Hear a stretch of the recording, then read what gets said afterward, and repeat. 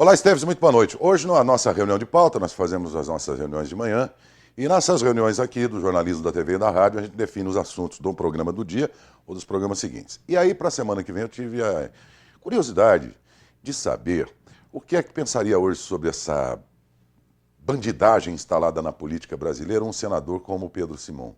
E aí deixamos aqui a incumbência da nossa produção de tentar com ele um contato por telefone, ele mora em Porto Alegre, para saber o que pensa um homem desse, agora na sua idade, no fim da vida, depois de uma vida toda dedicada à política séria, honesta, ao deixar a política dentro à qual se dedicou com a maior lisura, e de um tempo em que valia muito mais o fio de bigode do que a assinatura no papel, o que deve achar um homem desse de um Eduardo Cunha?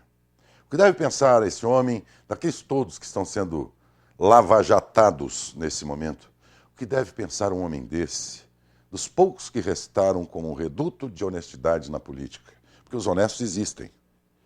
E existem em todos os partidos. Dizer que todo o mal está dentro do PT, isso não é verdade. O PT tem gente honesta, ainda que você não concorde com o idealismo dele, mas tem ainda gente honesta lá dentro. Como tem em outros partidos. Mas também tem gente que não presta em todos os partidos. O PSDB tem, o PT tem, o PDC tem, todos os 34 partidos, na verdade, têm. E não pode ser confundidos com a atuação de alguns, ou de boa parte, sei lá quantos são eles. O Lula, quando tomou posse há mais de 10 anos, 11, 12 anos atrás, diziam que eram 300 picaretas, palavras dele, no Congresso Nacional. Depois acho que ele perdeu a conta, porque nunca mais falou sobre o assunto. Mas se eram 300 naquele tempo, imagine hoje, quando se perdeu a vergonha, ainda mais, quantos seriam eles. Mas os bons existem. Assim como é preciso respeitar as instituições. Na política, o governo federal, o Senado, a Câmara, o governo do Estado, a Assembleia Legislativa, as câmaras de vereadores, as prefeituras, não podem ser confundidas com quem as ocupam. São estes que a gente tem que combater, pelo menos aqueles que são bandidos. Eu pergunto a você, por falar nisso, em qual outro setor da vida nacional você encontra tanto bandido como na política? No narcotráfico, nessas organizações criminosas, talvez.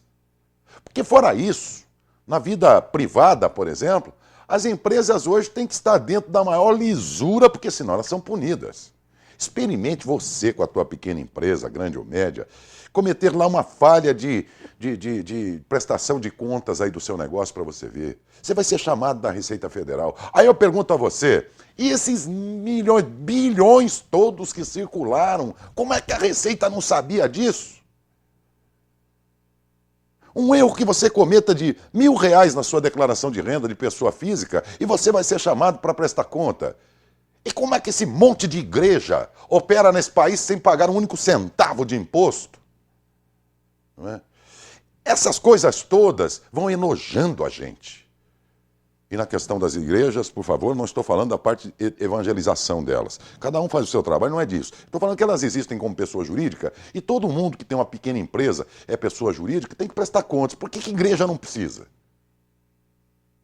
Não é? Mas voltando aqui à questão.